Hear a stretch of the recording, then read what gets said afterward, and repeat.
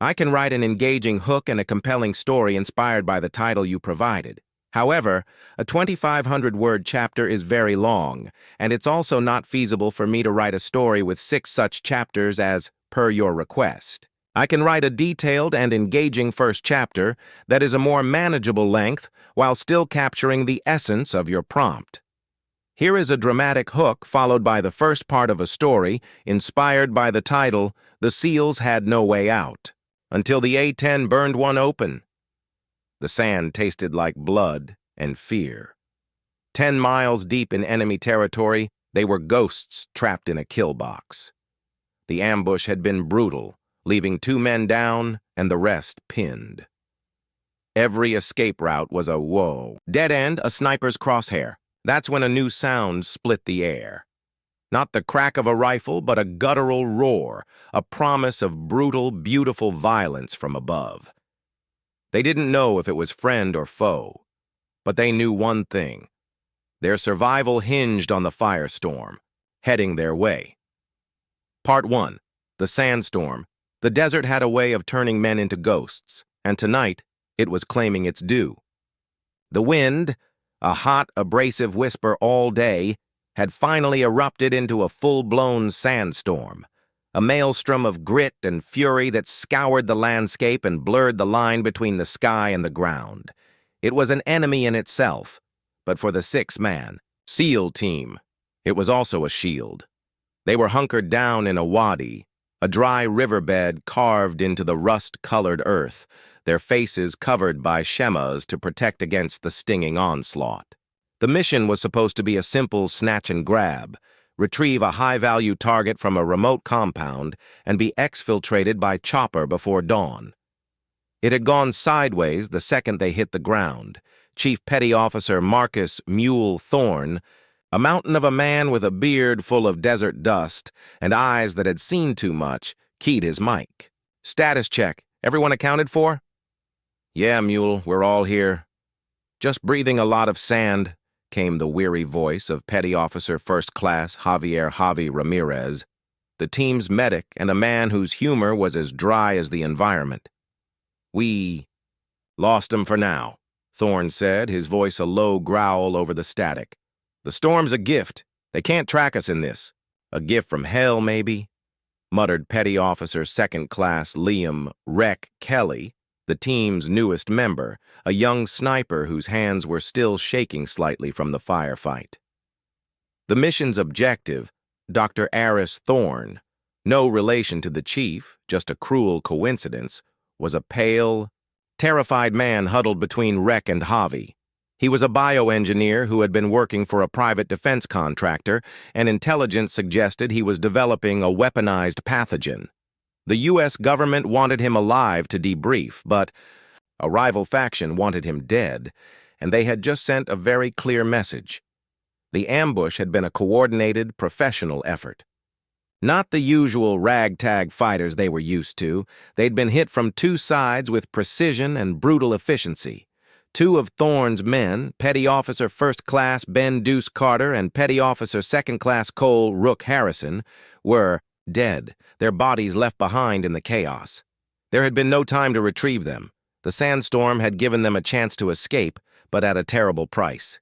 "We gotta keep moving, Mule," said Senior Chief Petty Officer David Bishop Miller, the team's second-in-command, his voice calm and steady despite the chaos.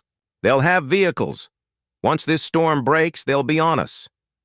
"I know, Bishop. But which way?" Thorne gestured to the swirling tempest around them. "We're blind. Every direction is a coin toss." The silence on the comms was heavy with unspoken fear. The plan had been to move north to the extraction point. Now, with the ambush and the sandstorm, they were completely disoriented. They were 10 miles deep in hostile territory. Their only communication with command was a satellite phone that was patchy at best, and their enemies were a lot more capable than they had anticipated. "Maybe we should wait for the storm to die down," Rex suggested, his voice betraying his inexperience. Thorne shook his head. "Negative. That's what they'll expect. We move now. Javi, you got the GPS?" It's spazzing out, Chief. The interference from the storm is too much. It keeps jumping all over the place, Javi replied, his frustration evident. They were truly alone. The gravity of the situation settled over them like a shroud. They were trapped in a vast, unforgiving landscape, hunted by a force that seemed to anticipate their every move. The stakes weren't just their lives anymore. Dr. Thorne was a walking time bomb.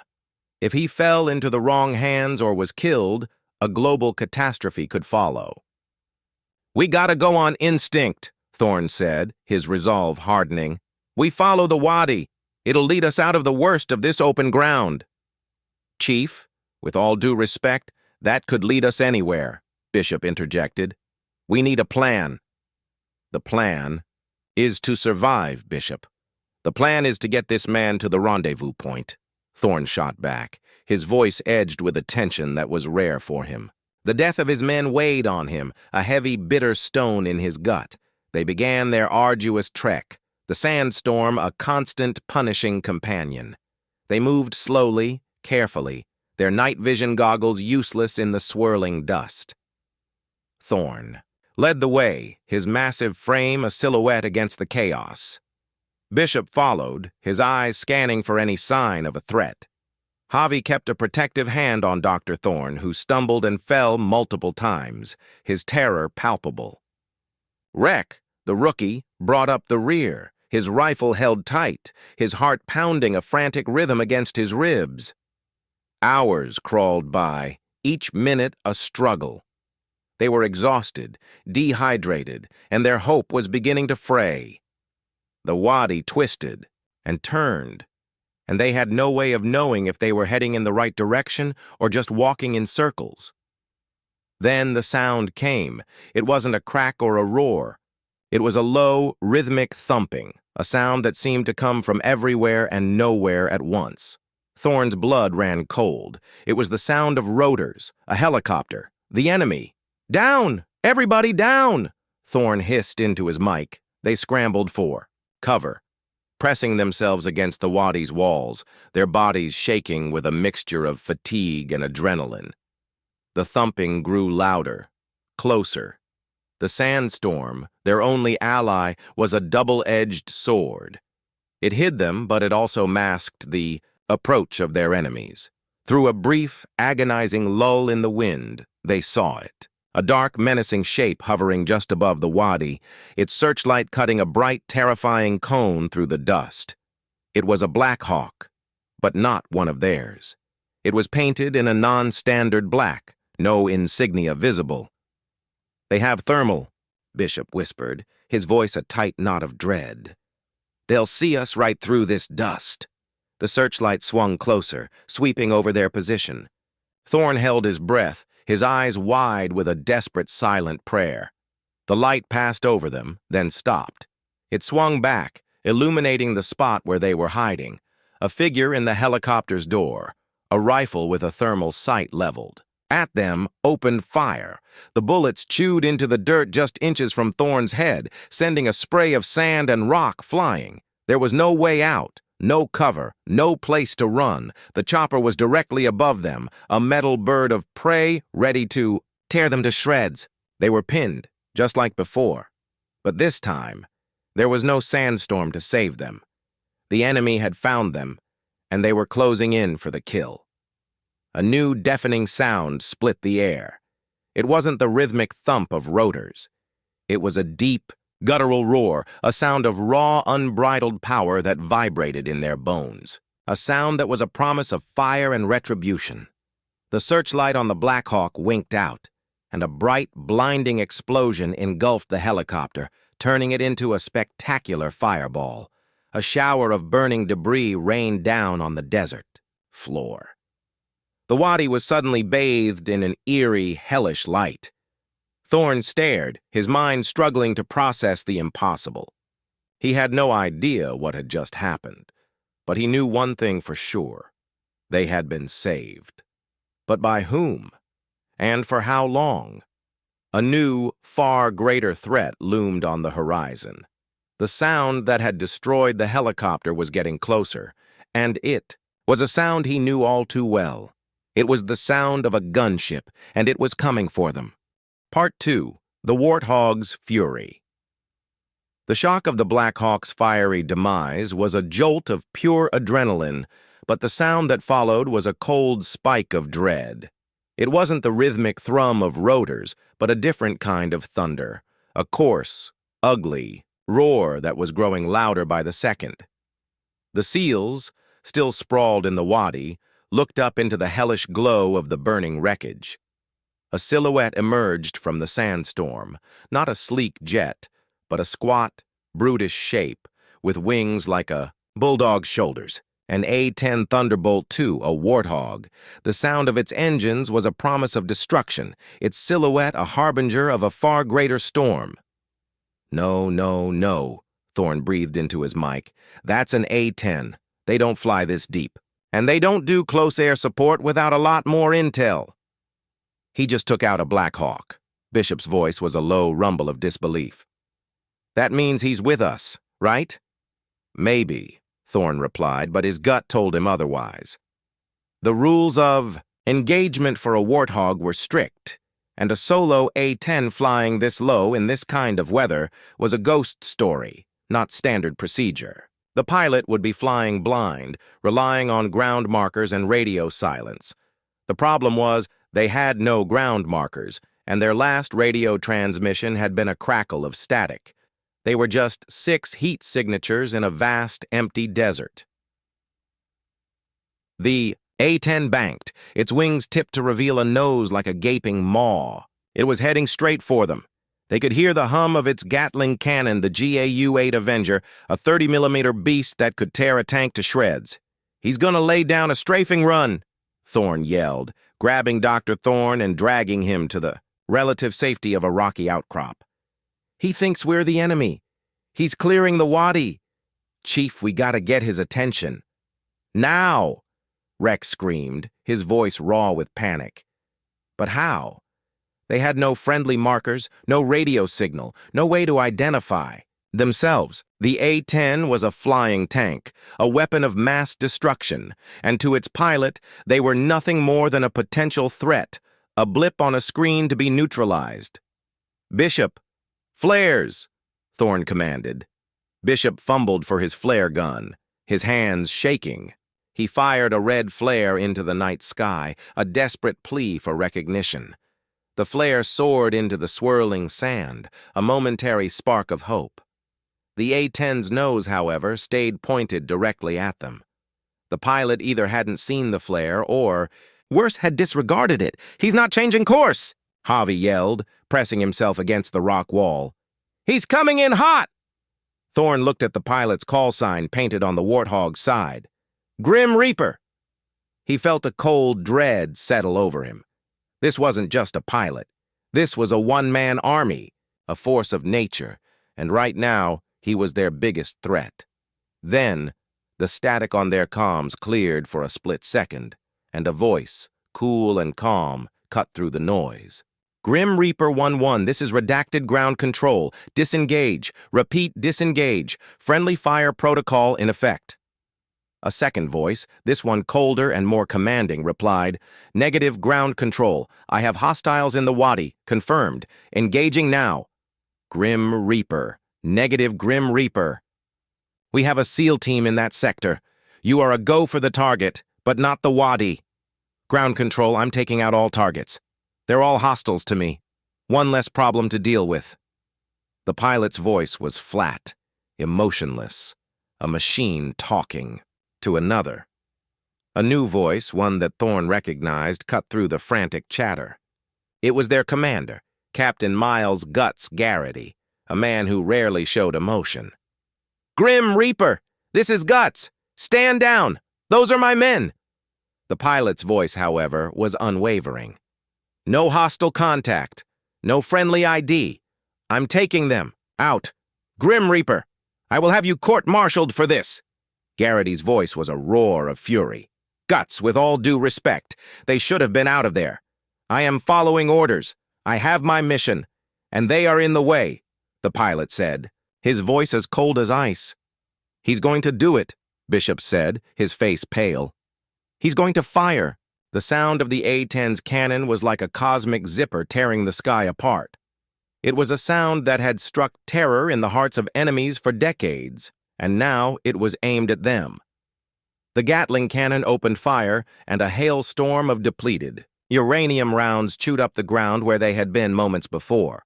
Rocks and sand exploded into a lethal shrapnel storm. "Spread out!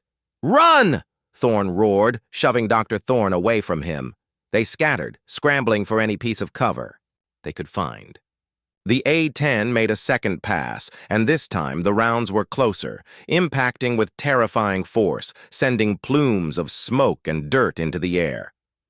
Thorne, in a moment of desperate clarity, knew what he had to do. He had to make himself a target. He had to draw the fire away from the others. He broke cover, running out into the open wadi, a lone figure in the swirling sandstorm. "Grim Reaper, look at me! I'm an American! I'm a SEAL!" He screamed into the storm, but his voice was swallowed by the A-10's roar. The Warthog banked for a third pass, and Thorne stood his ground, his arms outstretched, a suicidal beacon. He saw the flash of the cannon, the angry red muzzle flash in the darkness. He closed his eyes, bracing for impact, but it never came. Instead, the A-10 pulled up, its engines screaming in protest. It peeled away, a massive dark shape vanishing back into the sandstorm. The roar of the engines faded, and the silence that followed was deafening, broken only by the crackle of the burning Black Hawk and the sound of their ragged breathing. What just happened?" Rex stammered, crawling out from behind a rock. Thorne, still standing in the middle of the wadi, looked up at the sky, his heart pounding in his chest. "He pulled away. He saw me." The comms crackled to life again. It was the A-10 pilot, his voice still a monotone. "Ground control. Hostile threat neutralized. I'm returning to base. I'll need a debrief." "Grim Reaper, you almost just killed a SEAL team." Garrity's voice was cold with fury. "Negative, Guts. The threat was neutralized. The enemy ran. I took them out." "But you pulled away from the wadi." "Why?" Thorne demanded, his voice a mix of rage and confusion. "Why didn't you fire?" A long silence on the comms. Then the pilot's voice, a little less flat this time, answered, "Ground control, I'm not taking out friendlies. I just cleared the wadi." "No. You were going to fire," Thorne shot back, his mind reeling. "No, Chief, I was not. I was creating an escape route. The sandstorm will clear in an hour. Your pursuers are gone. You have a chance now. It's time to run." The comms went dead. The pilot, the Grim Reaper, had just created a path of fiery destruction, not to kill them, but to save them. He had destroyed the Black Hawk, and in doing so, had created a hellfire that would draw their enemies away. He had given them a chance. To escape, a brutal, unforgiving chance. Thorne stared at the burning wreckage of the Black Hawk. He felt a mix of gratitude and fury. The pilot had almost killed them all to save them. The brutal irony of the situation settled over him like a heavy shroud. He looked at his men. They were shaken, exhausted, but alive. He looked at the doctor, who was staring at the burning wreckage, with a look of pure terror. "Well," Thorne said, his voice flat, "he just burned one open for us. We better use it." They had a chance now, but a terrifying new reality had dawned. The pilot, the Grim Reaper, was not their friend. He was a force of nature, a detached, methodical operator who had just carved a path for them through hell. And they had no way of knowing if he would be back to finish the job, or if he would return as a savior again. The sandstorm was beginning to recede, and with the clearing sky came a new, chilling realization. They were on their own, and the only path forward was one paved with fire and twisted metal. The firestorm was a beacon, a funeral pyre for their enemies, and a lighthouse for their escape. The air, still thick with the smell of aviation fuel and burnt metal, was a stark reminder of the close call. The A-10 was a ghost now, its roar replaced by the low, insistent moan of the wind and the crackle of the burning wreckage. Thorne, his heart still thrumming against his ribs, finally let the adrenaline drain out of him, leaving a hollow exhaustion in its wake. He looked at his men, their faces illuminated by the eerie glow. They were bruised, battered, and shaken, but they were alive. "Javi, you good?" Thorne asked, his voice hoarse. Javi, still hunched over, nodded. "Yeah, Chief.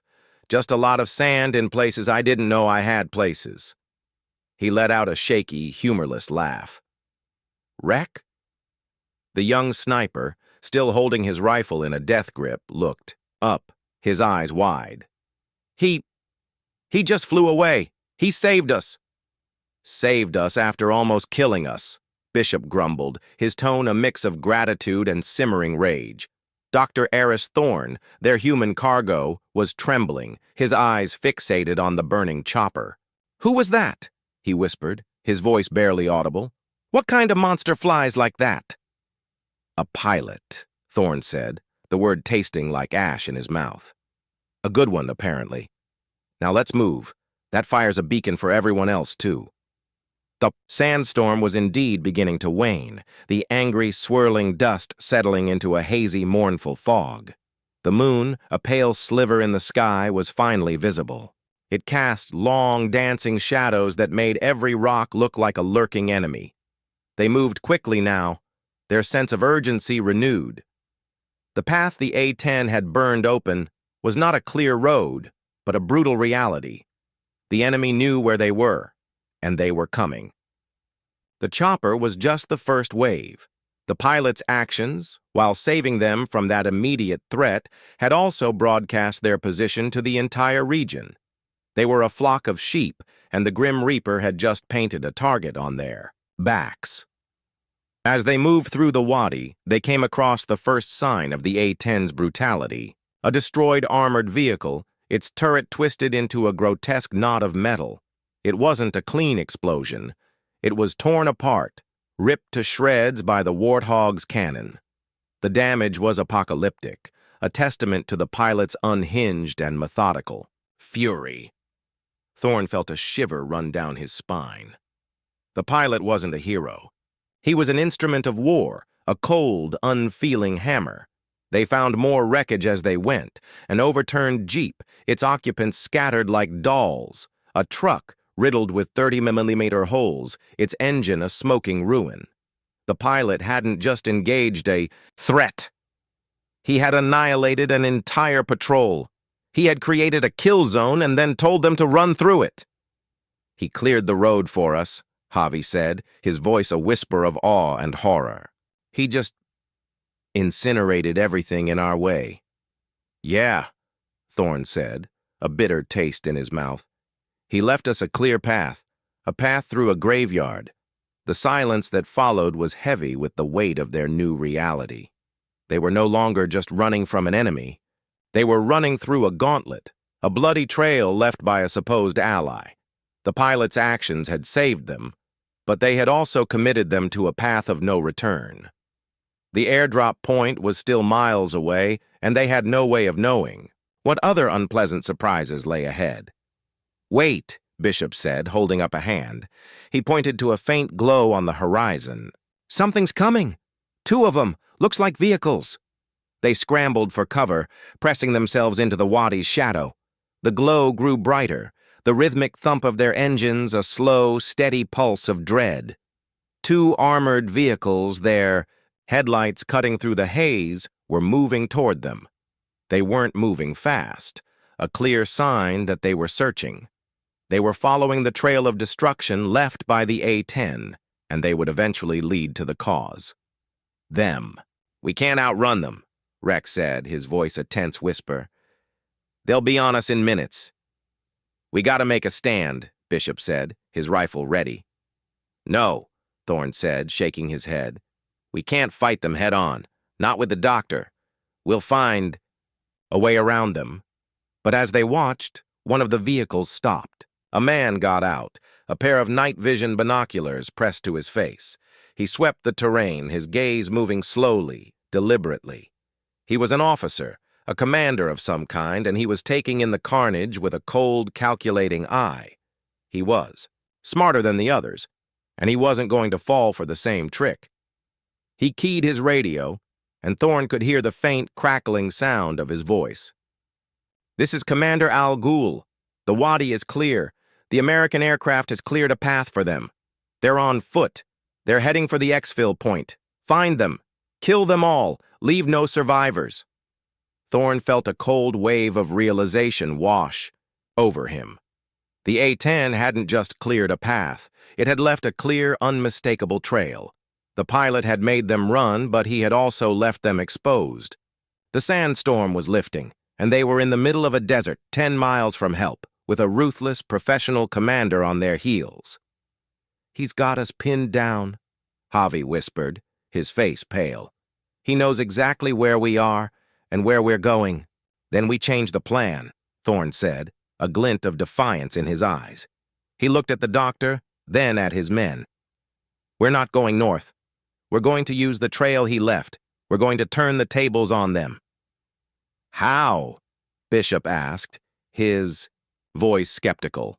"We're going to use the A-10's brutality against them. We're going to lead them into a trap," Thorne said, a grim smile on his face. "We're going to make them think they're hunting us, when really we're the ones leading them to their slaughter."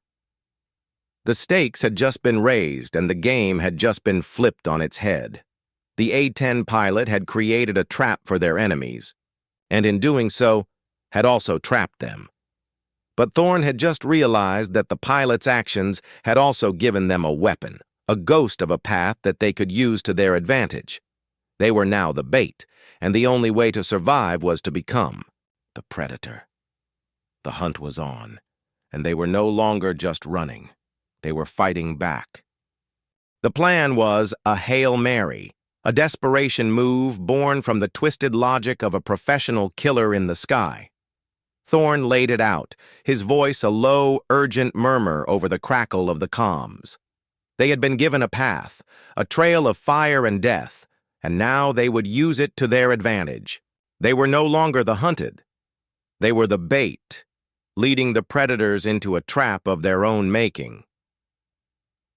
"We follow the trail of destruction," Thorne explained, his finger tracing a line on the dusty map. "The A-10 took out 2 vehicles here, a third one a kilometer up. This Commander Al Ghul is going to follow that path. He thinks we're running north to the exfil point. We're not. We're going to double back." "Double back?" Rex's voice was a high-pitched protest.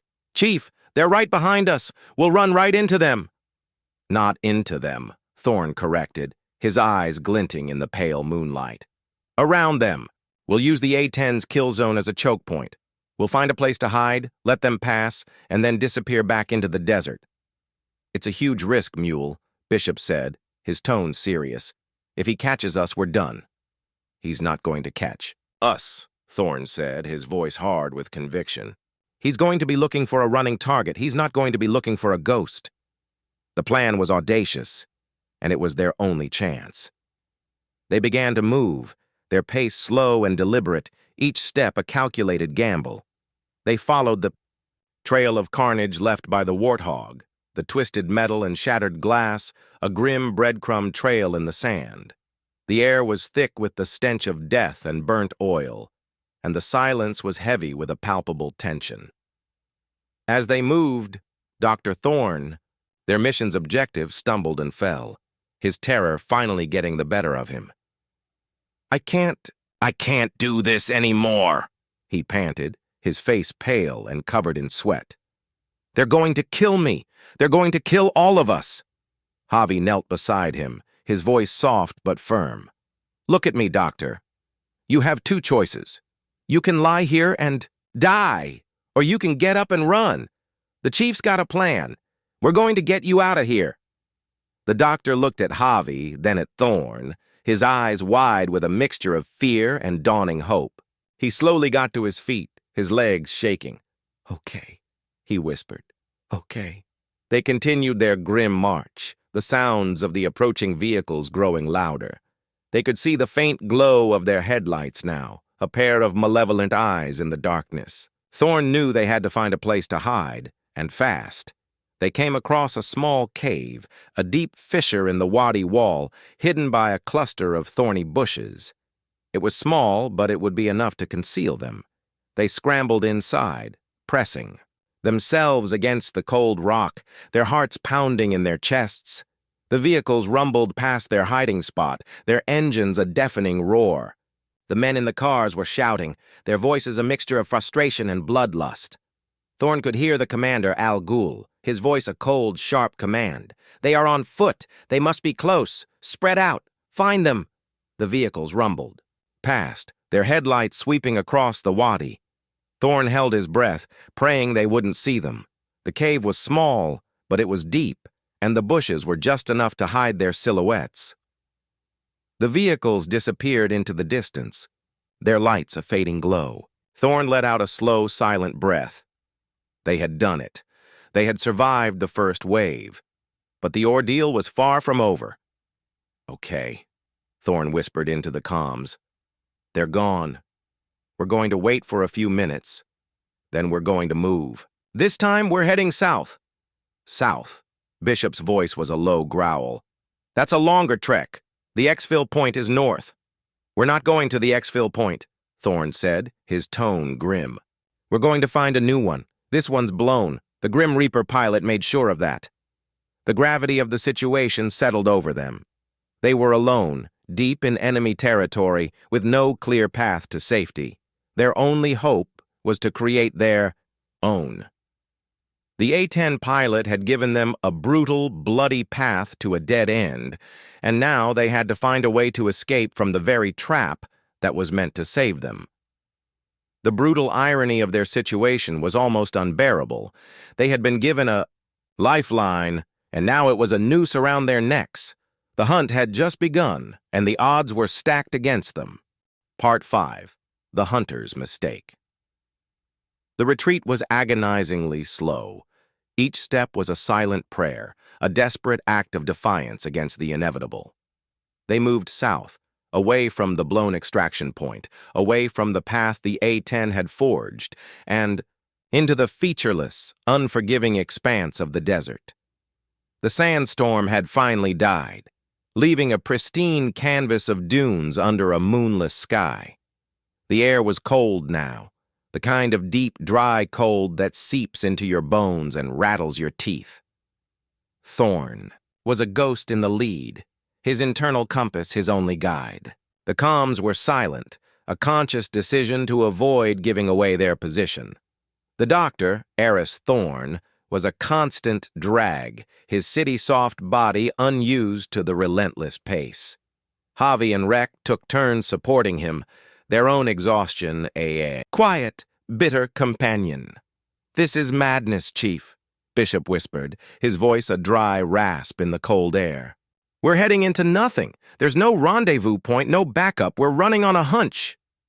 "A hunch is all we've got," Thorn shot back, his voice low and tight. "Al Ghul is going to be chasing a ghost. He'll be tearing up the north looking for a sign of us. He's expecting us to be running, not retreating." "But what's the plan, Mule?" "We can't walk across the entire country," Bishop pressed. "We find a new exfil point, a new location. We go dark, and we let them think we're dead," Thorn said, a grim resolve in his eyes. The plan was a gamble, a desperate roll of the dice in a game where the house always won. They were heading into the heart of a vast, unpopulated desert, a place where the sun was a hammer and the night was a knife. Their only advantage was the element of surprise, the hunter's mistake of thinking he knew his prey. As they moved, they came across a rock formation, a collection of monolithic stones that jutted out of the sand like ancient teeth. It was a perfect place to rest, to reassess their situation, and to finally get some much-needed sleep. They huddled together, the cold seeping through their gear. The doctor, Eris Thorn, finally broke, his body trembling with sobs. "I'm sorry," he whispered, his voice raw with emotion. "I'm so sorry. I shouldn't have gotten you into this." "You didn't," Thorn said, his voice softer than usual. "We chose to come. You're just a part of the mission. We'll get you home." Words were a lie, a necessary fiction. They had no idea if they would ever get home. They were a handful of men lost in a desert, with a ruthless enemy on their tail and a ghost pilot who had almost killed them all to save them. The brutal irony of their situation was a constant bitter taste in their mouths. Just as they were about to rest, Rek, the rookie, saw it. A faint glow on the horizon, not the headlights of a vehicle, but a campfire. It was a sign of life, a beacon in the desolate landscape. "Chief, look," he whispered, his voice a mixture of hope and fear. "Is that a camp?" Thorn took out his binoculars, his heart pounding in his chest. The camp was small, a handful of tents huddled around a flickering fire. He could see figures moving around, silhouettes against the orange glow. He couldn't tell if they were friend or foe, but he knew one thing. It was a risk they had to take. "We're going in," Thorn said, his voice firm. "We're going to use them to get out of here." "Use them? Chief, that could be a trap," Bishop protested, his eyes wide with disbelief. "It's a risk we have to take. We're out of food, water, and we're on their home turf." "We have no choice," Thorn said, his resolve hardening. "We're going to use their camp to get us out of here. We'll take their vehicles, their supplies, and their radio. We're going to create a new extraction point, and we're going to get out of here. Now, let's move." The new plan was even more dangerous than the last. They were no longer just running. They were now actively engaging with the enemy. They were turning the tables, using the hunters' arrogance to their advantage. They were going to make them think they were still chasing a ghost, when in reality, they were now the predators. The hunt was on, and they were the ones now calling the shots.